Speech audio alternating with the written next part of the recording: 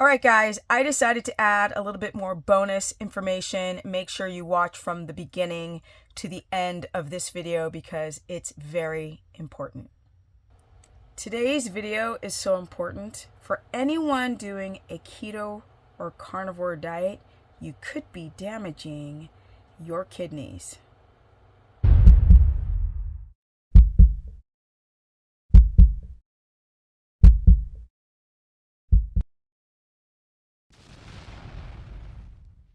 Welcome to my very humble channel, guys. Let's get right on into it.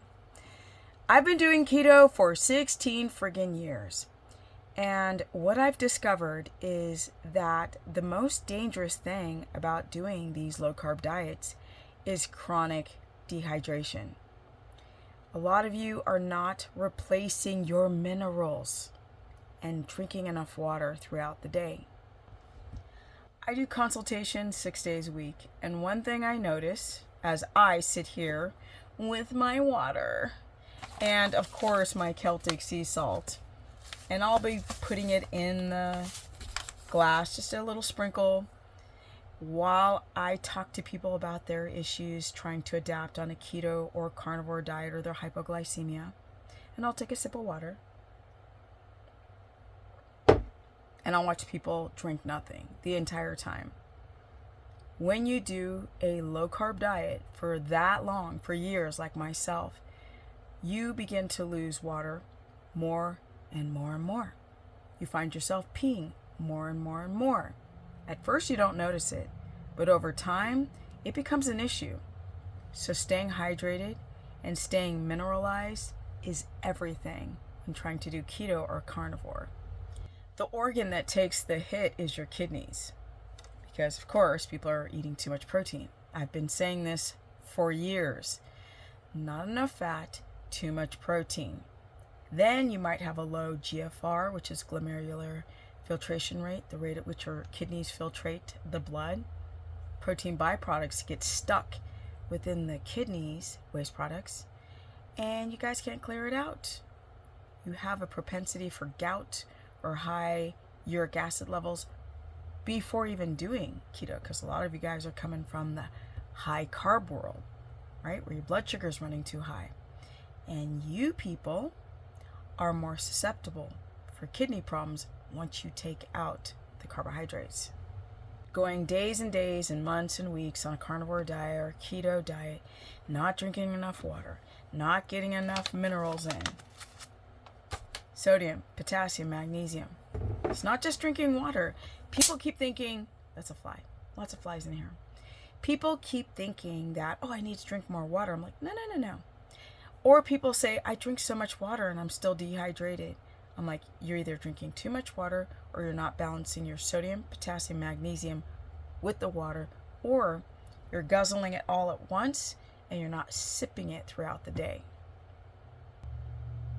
People taking too much salt, or the rock salt. Actually, it's the rock salt that has more sodium per serving than the gray salt. So y'all love to salt your food, but without enough potassium, then your body starts to drop potassium. Your body holds on to more sodium. Then you start to pee more.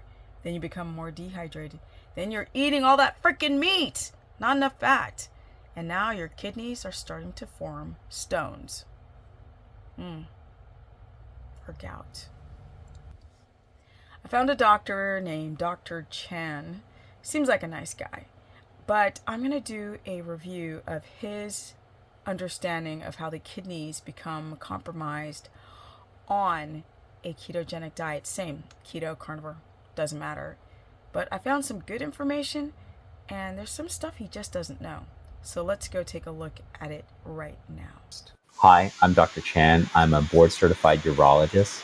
Today, I'm going to share with you how the keto diet can cause kidney stones. I'm also going to share with you 3 things that you can do to prevent this from happening.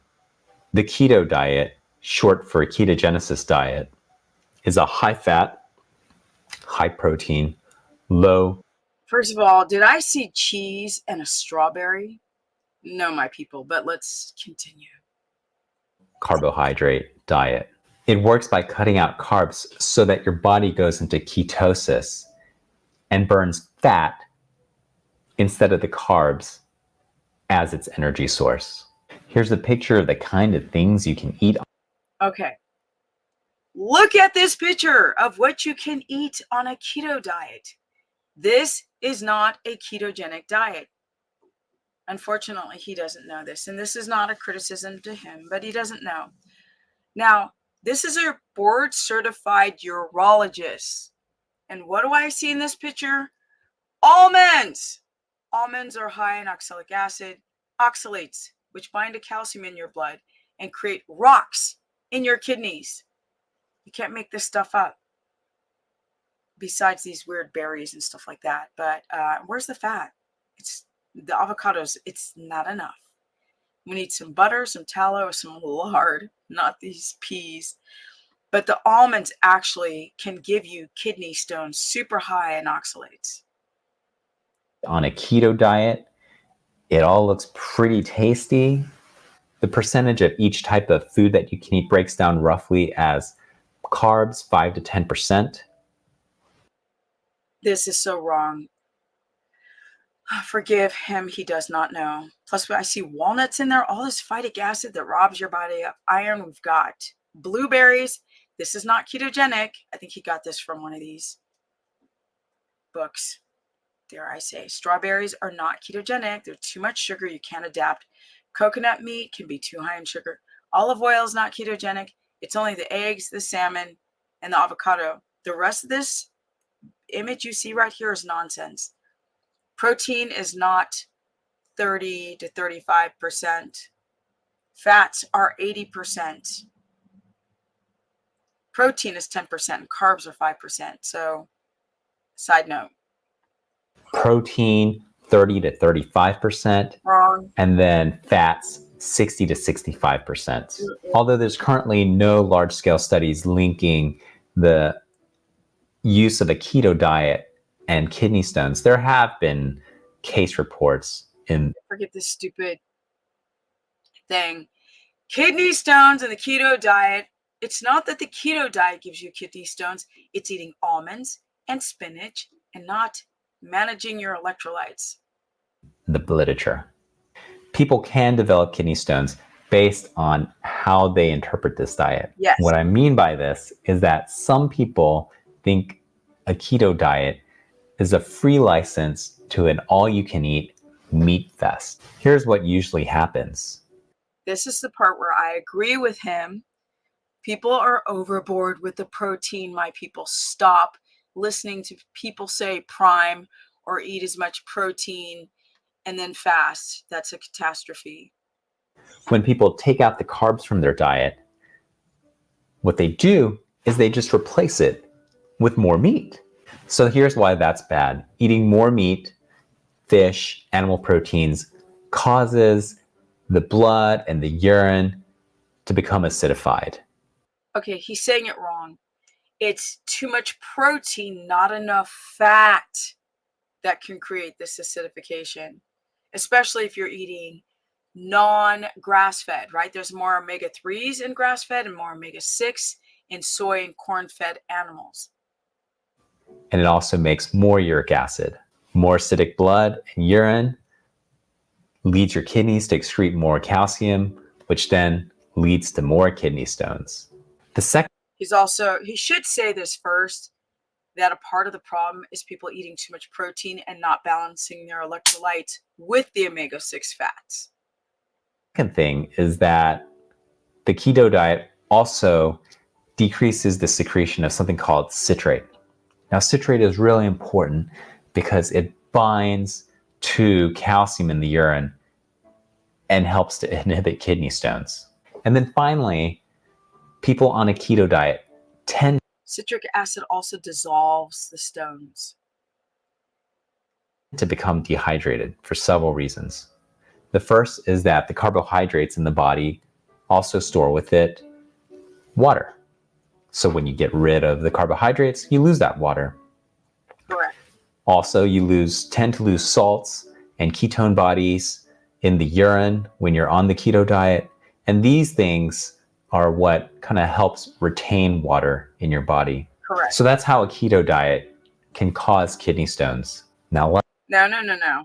That's not how it's the interpretation, like he said.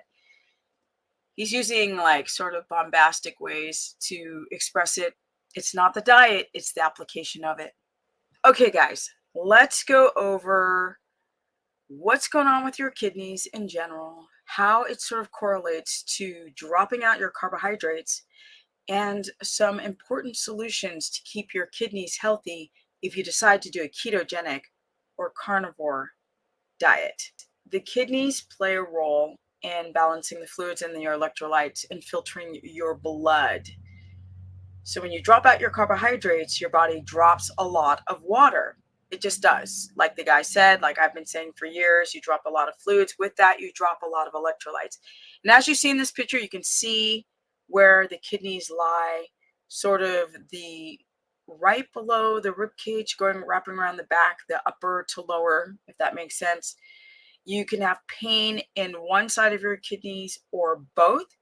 But if you have back pain right there where that guy is grabbing, then you might want to consider being dehydrated and eating too much protein on a keto or carnivore diet.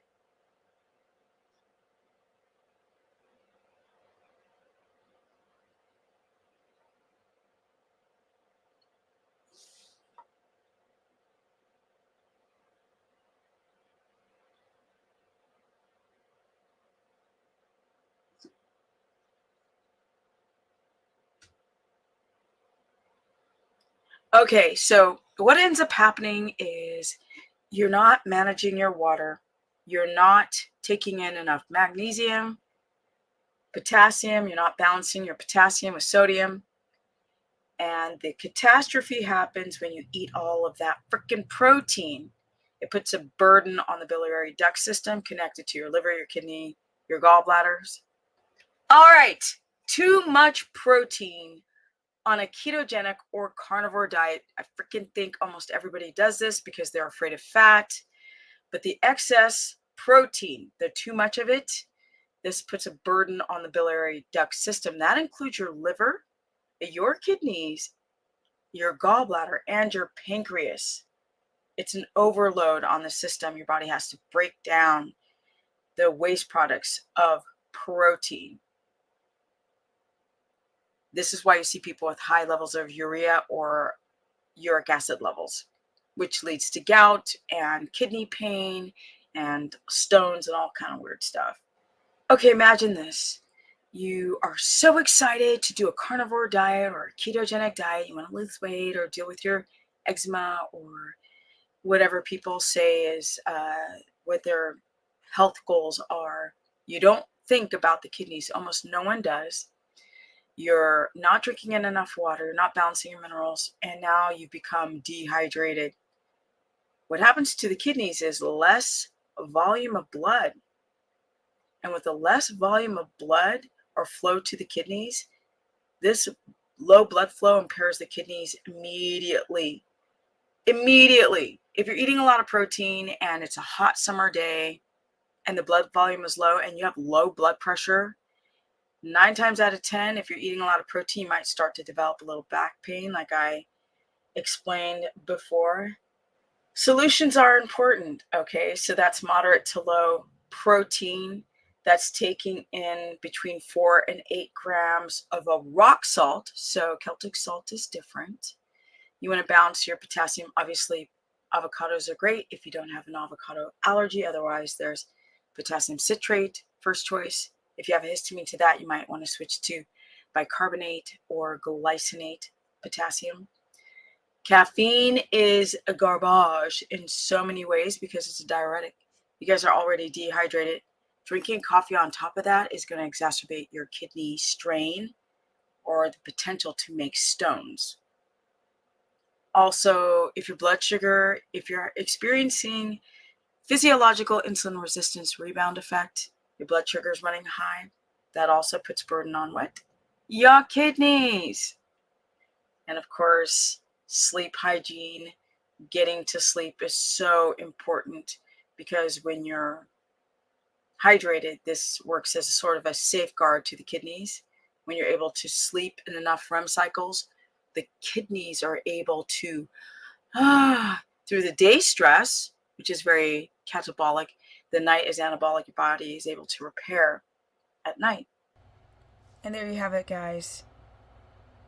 Chronic dehydration, kidney problems, low blood pressure are all a part of a ketogenic or carnivore diet. I mean, it is so common. It's like this. I really encourage you to drink water all day long. I also encourage you to balance your electrolytes. Consider the issue of low blood pressure. So many of you on hot days are running around. You don't balance your sodium and potassium. You have chronic low blood pressure, vertigo from this dehydration problem, and then ultimately you can create low blood volume, kidney damage, kidney stones, high uric acid and urea, and gout. So be careful. It's not the ketogenic diet that creates these health problems. It's the application of it and listening to gurus tell you to eat all this protein when the point is to be ketotic and eat high fat. If you want to learn more, go to stephanieperson.com and sign up for a consultation. I got your back. I've been doing this for a long time, people. Thousands of clients, and I learn from my clients. Forget the studies, because if you're eating almonds and you're trying to find out if a ketogenic diet's going to give you kidney disease, then eating almonds is going to expedite the problem. Also stevia and dark chocolate, and spinach, which they push on these other keto diets.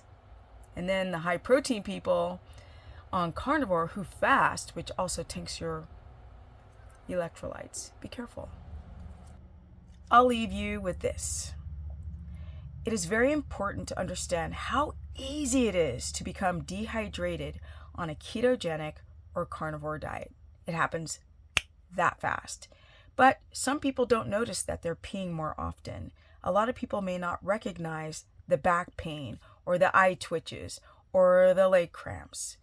In fact, with myself, I didn't notice a magnesium deficient for 5 years, but when it came, it was like, poof! I developed so many issues from magnesium deficient. Don't make the same mistake that I did. Be sure to drink enough water. You have to hit 2 liters or above. All these supplements, be very careful because your liver and your kidneys have to filtrate all of that stuff. The protein, my people. High protein can damage the kidneys when you're dehydrated, but high fat does not. A lot of people think that fat damages the liver. It doesn't. It's difficult to make ketones with a fatty liver, but it actually helps the kidneys heal if you're coming from previous damage. Make sure you do not eat too much protein, my people. You can only chew, swallow, and digest a certain amount of protein. If you overdo it, the body begins to fail. It begins to have problems. And one sort of underlying place that people don't think about is your kidneys.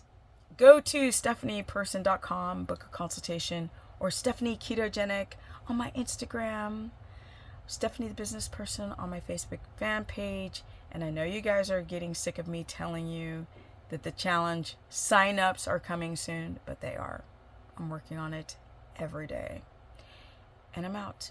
Energy at 55. No, at 56. Do I know my age? At 56. Soon on my way to 57. And I'm loving every minute of it.